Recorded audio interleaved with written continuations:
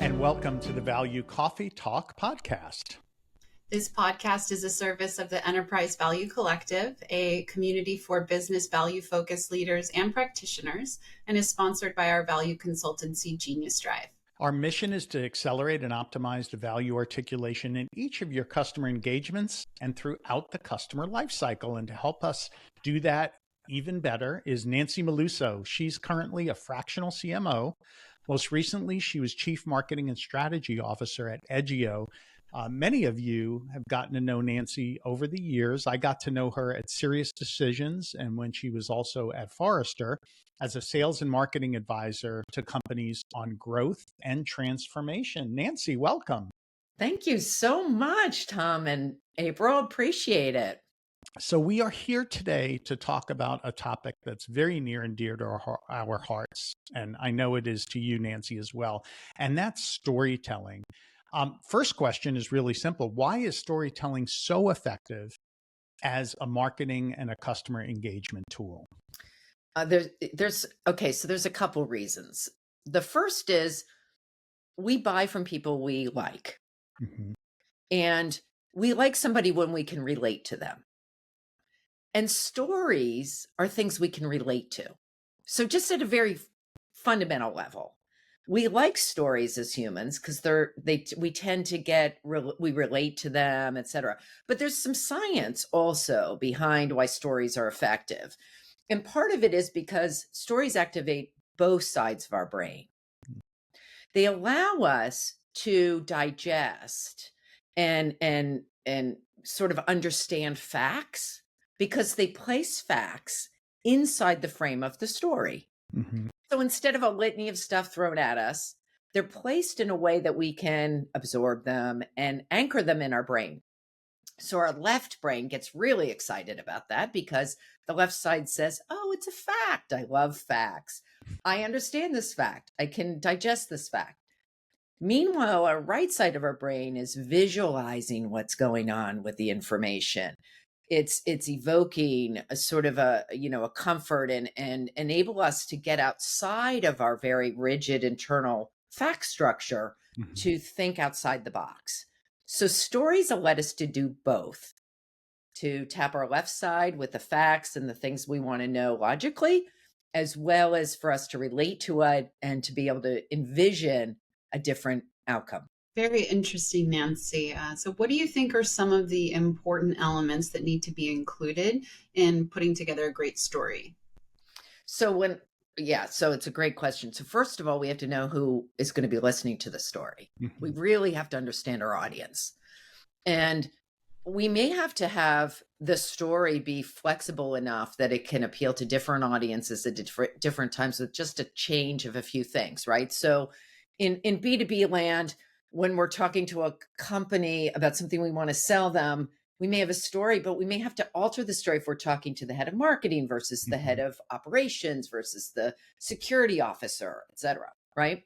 So a good story understands the audience. And it's important to know, what do they know already? Like, what does that audience already know? And what don't they know? And if we're going to give them any value at all, what would they like to know? What are the things that are important to them to know and understand? So the audience, first and foremost, that's an element of good story. You got to get that down. Second is, what is the key point or takeaway message they want to walk away with? And what do we want them to walk away with? So where is the end of the journey going to take us? Where does the story have to lead us to? If we start with what they know today, and we want to get them to a place of what they know tomorrow, what does that journey need to look like? So, the information journey is the second element. The third element is the context of the story.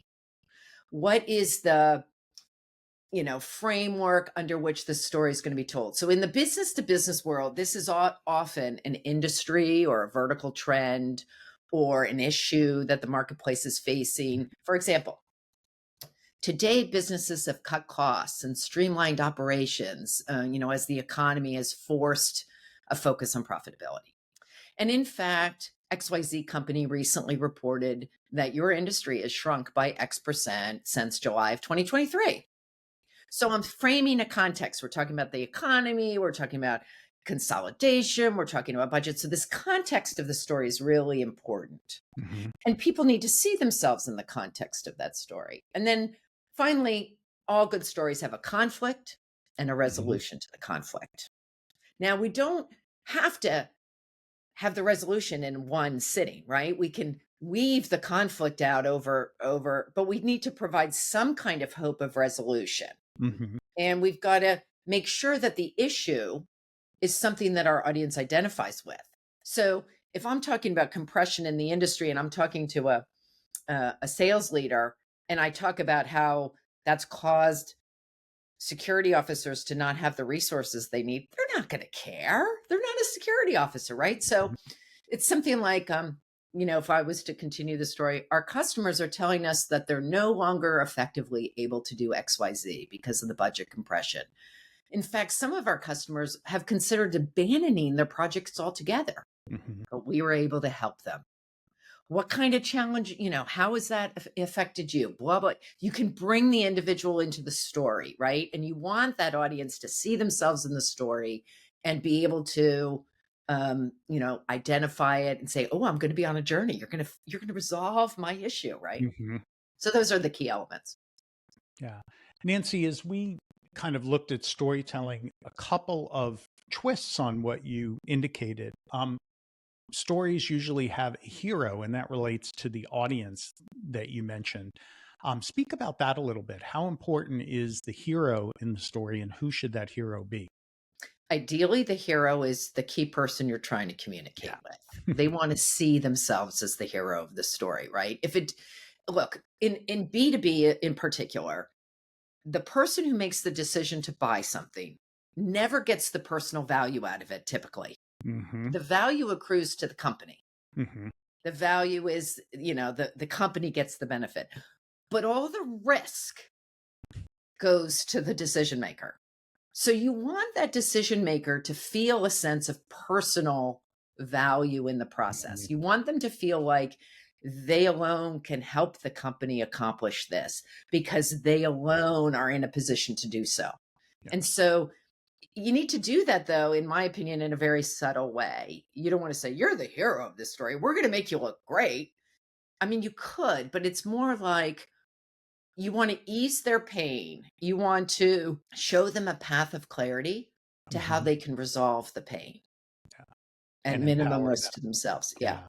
The other thing in a story that we like to look at is a villain. And here's where you talk about context, and the frame is perhaps a way to do that. Talk about that just a little bit more. Yeah, villains are great. And there's multiple villains typically. Now, one challenge many companies have is when they go to sell something, right? The villain could there could be a alternative option that's the villain, right? Or there could be somebody else whose job is going to be affected by this, and they're going to, so in framing villains, often we want to frame it. There's multiple ways to frame it. There might be people who are villains. There might be situations that are villains. Think of a villain as an obstacle. Think of a villain as anything preventing the movement forward. And so, for example, we've had a case where if the company bought something, they would end up putting somebody out of work. So like back in the day when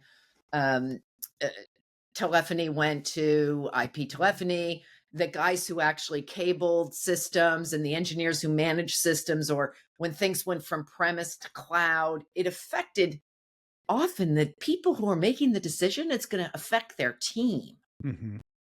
And so you have to be able to say, how are you going to deal with the villain in such a way that you can feel good about how you dealt with the villain?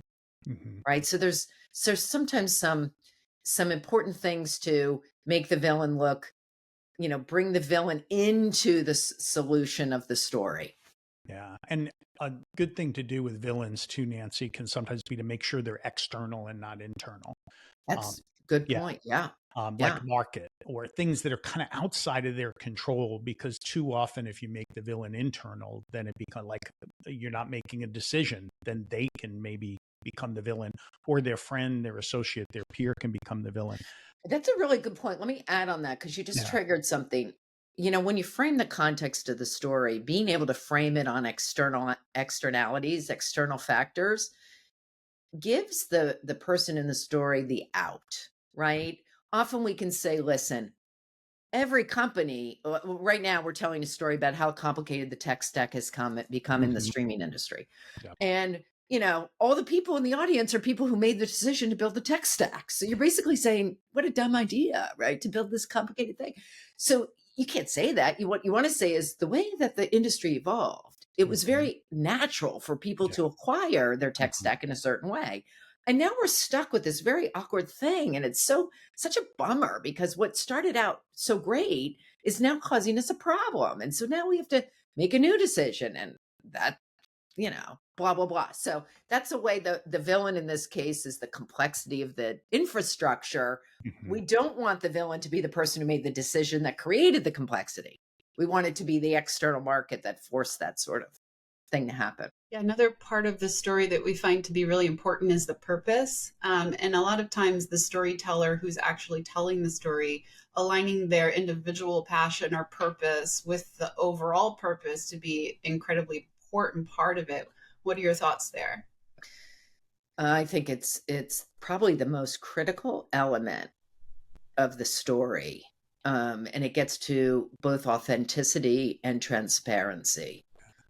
Look, selling marketing is a personal business. If we can't tap into the relationship that we can build with people, then it's not going to be as effective. Trust is an important thing. And so it's very important that we tell stories that are authentic to us, authentic to things we believe in and can be passionate about. And so um, I think that's probably the most critical element of an effective story is really aligning. So how do we do that? Like, what is a way that we can do that? One is to express our own personal passion through the words we use, through our tone and our excitement and the energy we bring to something. And that's one great thing about storytelling is you can weave sort of you can get the mystery in it. You can create nuance with your voice um, that conveys your passion. But the other way is to just Mhm. share our own personal anecdote. Listen, when I built the tech stack, I made these decisions and it ended up this way.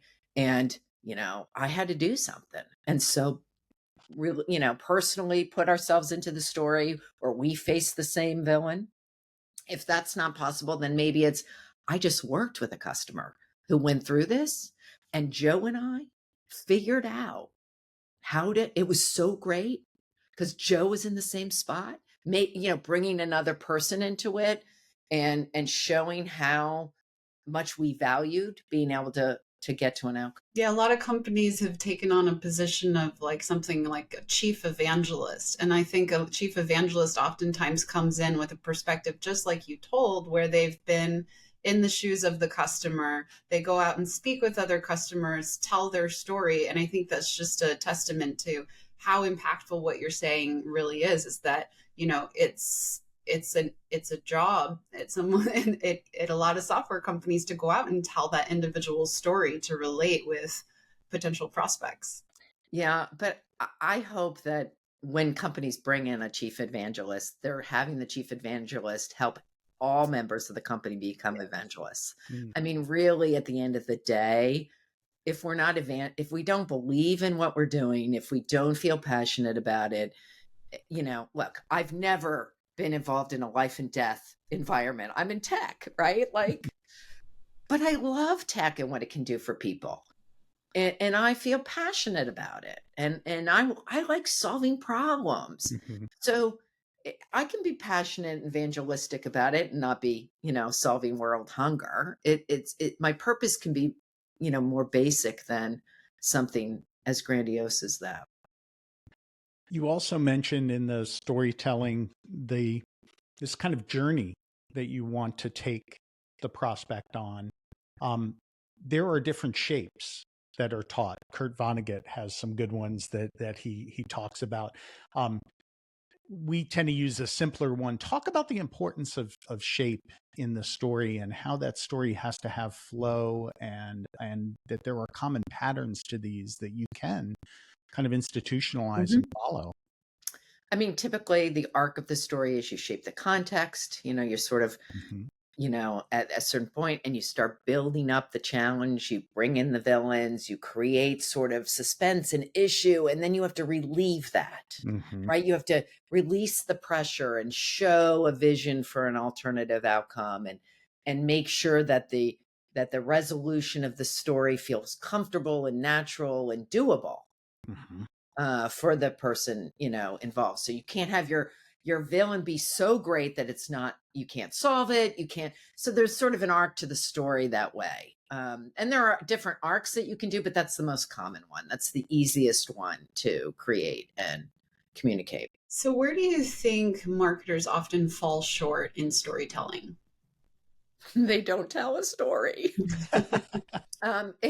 It's usually because, at least in every experience that I've had with a company, it's because they're navel gazing. Look how great I am. They're looking at their own facts about their own company because they spend an inordinate amount of time internally Mhm. talking to the product team, talking to the sales. They're talking internally, and they're not thinking about the audience. So recently we did an exercise, and we had I went through all of so we have an ICP, right? Ideal Mhm. customer profile. So I worked with the sales leaders and said, give me the top 20 ideal customers in our database, in our business, Mhm. the 20 that most exemplify the ideal customer. Then I went in and I pulled every contact that was part of the sale and the post sale process, so the users of the system, right? And I pulled all their LinkedIn profiles, all Mhm. 280 of them. And I said, these are the people we're selling to. So now, before anybody on my team creates anything, whether it's a white paper or a campaign or a sales presentation, they have to go to the deck that has all 20 profiles, and they have to tell me who they're talking to. Mm. And it's got their LinkedIn picture, it's got their profile, because I want them to be talking to a person. Mhm. And that's where we break down. We think we're talking to a market. We're talking to an industry. Mhm. We're talking to a person. And Yeah. so that's the biggest place I think people fall down. Yeah. The other that I've seen, Nancy, is demonstrating and explaining is not storytelling.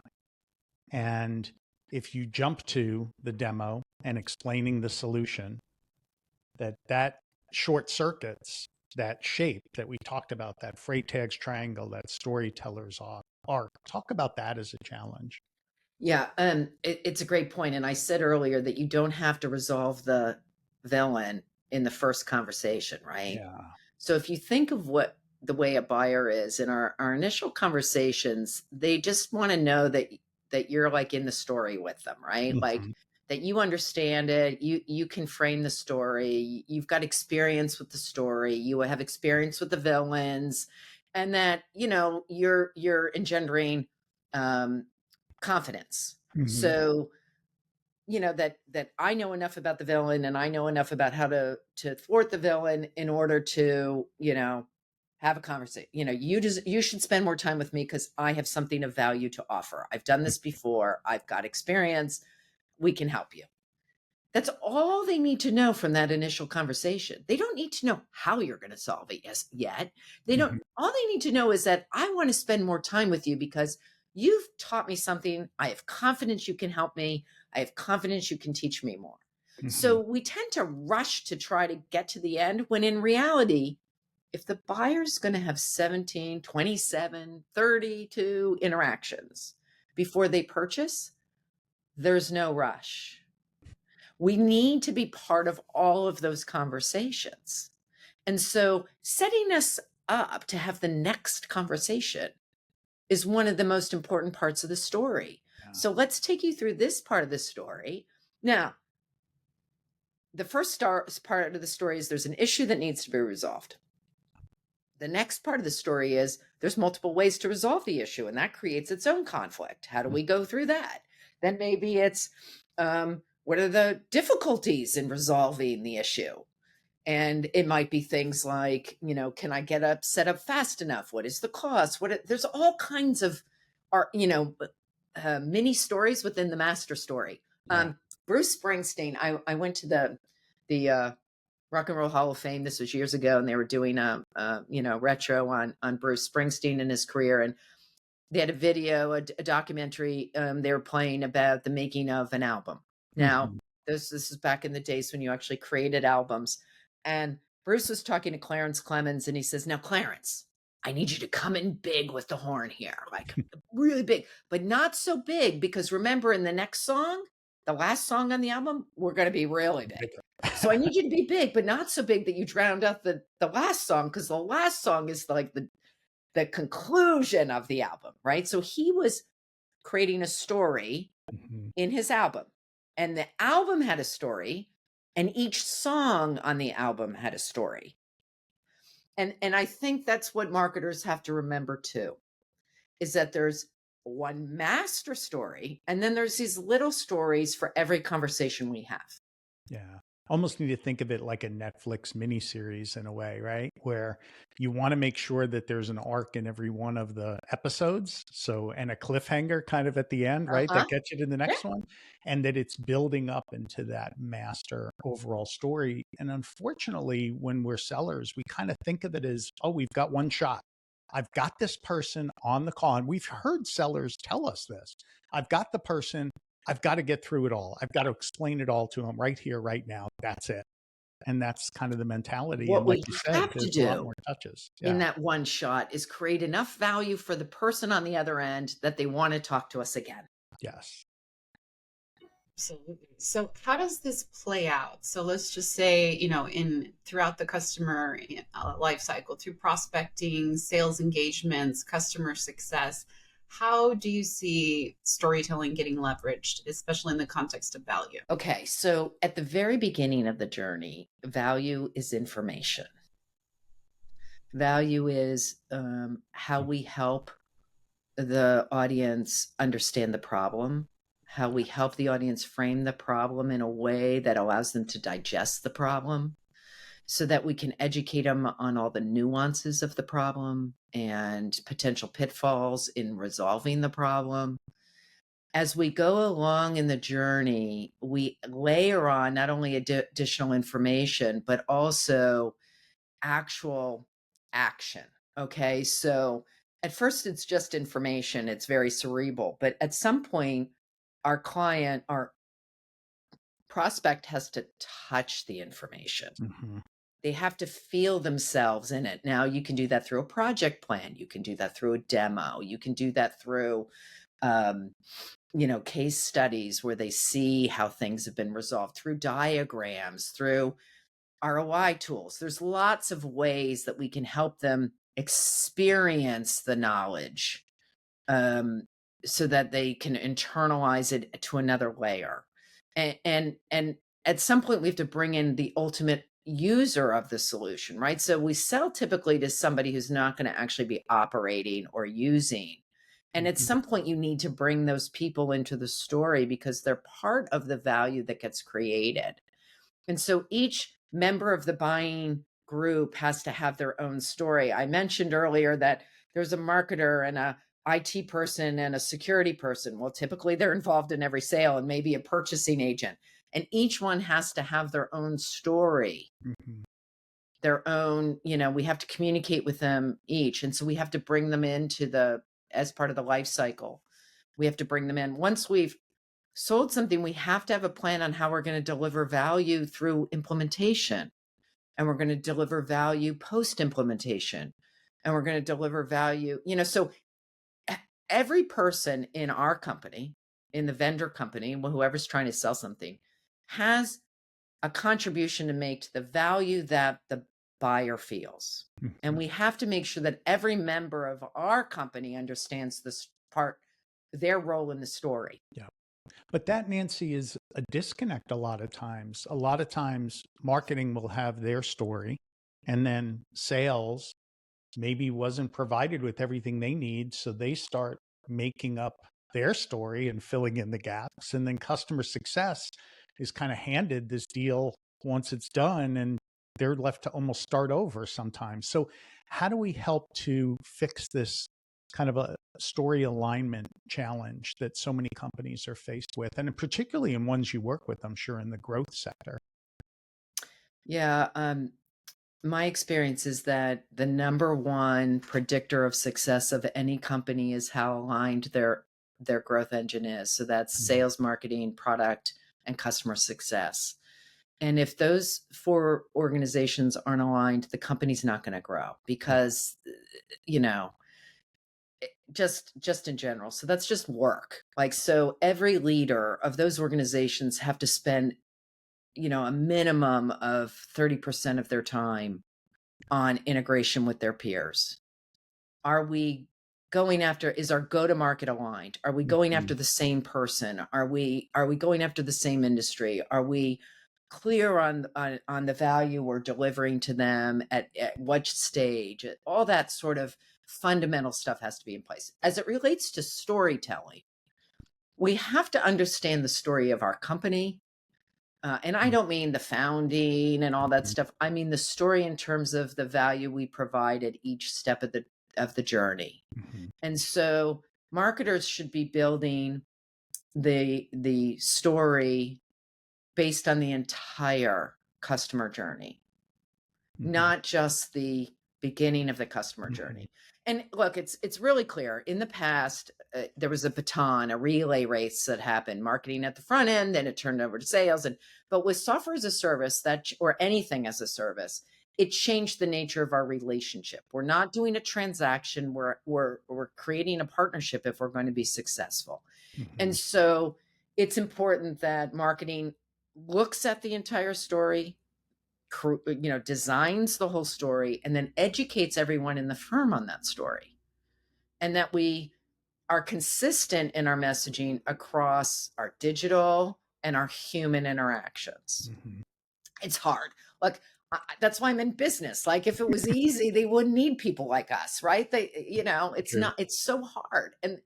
And what's so frustrating is, um, it's really hard to measure the value of a good story. Mhm. Right? You can't say, "Oh, that story was a good story." What you have to do is say that event where we did a keynote generated this much traffic and this many people came to our booth and this ROI, or our conversion rates got better when we trained the sales team on this sales play and this story, and we gave them these tools, or our ramp to revenue for this new product was effective because we had this sort of map, right? It's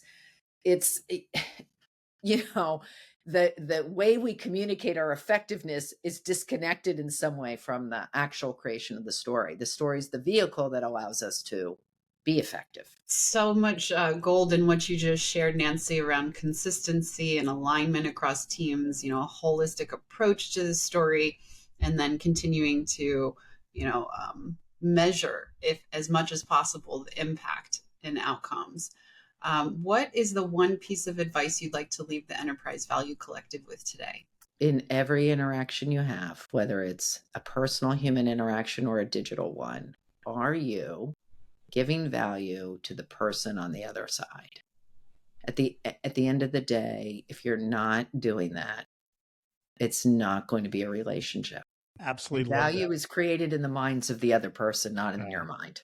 Right? Yes. Yeah. Absolutely. And in an AI world that we're living in, Nancy, where the interactions can be created so quickly, right? And the outreach and everything else, I think that are you adding value with whatever it is that gets developed is such an important measure. Nancy, thank you so much for joining us today. It was amazing. Thank you so much. It was my pleasure. I want to mention a great book. Mhm. If anybody out there wants to learn about great storytelling, I worked with a company called the Presentation Company 12 or 20 years ago. And Janine Kurnoff and Lee Lazarus there have really perfected this idea of storytelling. They have a great book, Everyday Business Storytelling. And that might be something that can help people improve their way of storytelling. Yeah. Love it. Thanks so much, Nancy. If you haven't done so yet, please sign up for the Enterprise Value Collective on LinkedIn, geniusdrive.com website to stay in touch with us and all the great things that the community is doing and creating.